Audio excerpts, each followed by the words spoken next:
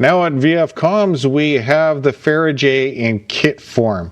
And this is something that you can build on your own to get a little more experience and play around with the concepts of using the Faraday cloth for an antenna. What you're going to get in the kit is everything that you're going to need. You're going to find the ribbon, Faraday tape, BNC connector, screws to build this project. Now once you've laid out everything that you need for this kit, take the measurements from the drawing and lay them out onto the ribbon that we have given you.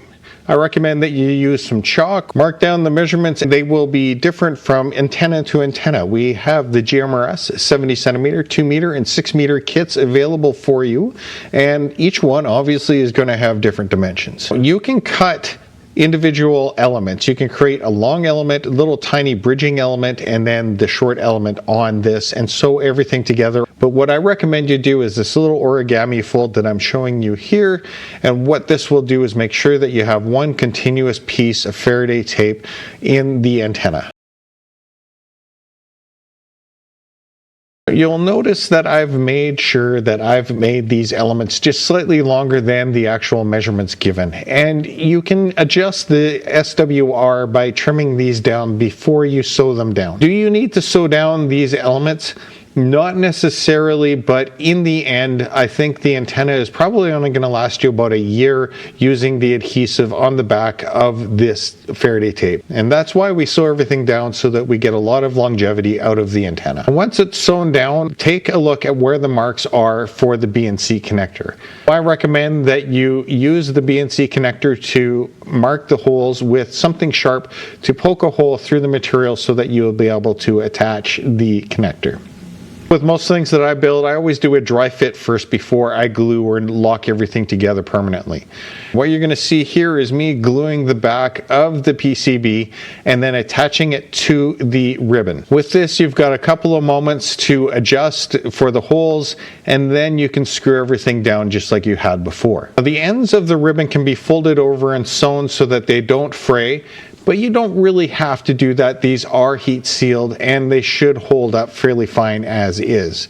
But I do recommend that you do a fold over and sew it down. Attach these to the 3D printed toggle as shown, and you're going to find that the flat section, the one that doesn't look stepped, is the one that you want to pay attention to. Now with this flat side up, I want you to push the ribbon up through the bottom of the top slot on the connector, and this will set you up to be able to weave it back through, and then your slide toggle will be usable and not slide back and forth freely. This will lock itself into place just like the straps on a backpack. No one's perfect, and you might put the BNC connector on the wrong spot. And one thing that's quite fascinating about hot glue is that you can release it with rubbing alcohol. So if you spray rubbing alcohol on the glued on section, you're going to find that it will release both on the BNC and on the ribbon, which will allow you to clean it off and reattach it into a different section or realign it. Should those holes be in the wrong spot, you can take a small piece of scrap of the Faraday cloth and literally just tape over the hole,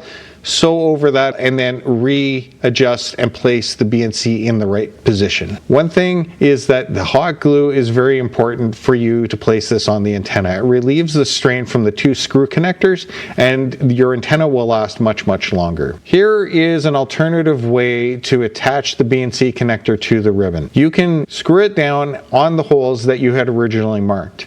Fold over the ribbon, then add glue to the blank section of the PCB as seen. Squish it down and then do the opposite side as you did the first. That should be enough glue to hold the PCB to the antenna and give you the longevity that you're going to need and relieve the tension that would be on those screws normally. And here's one final trick. Let's say that you cut the antenna a little bit short and the frequency or the SWR seems to be on the high side of the band that you want to be in.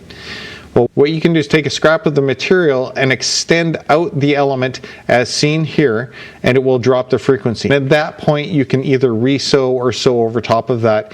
Make sure that you have about a 10 millimeter overlap minimum on this, and you won't have any problem. This is how the Fara-J is made. It's reasonably simple, but somewhat time consuming. You can save yourself a little bit of money by buying a kit or just the plans and doing it yourself, or you can buy the full pre-made antenna from me, including adding your call sign should you want to have that.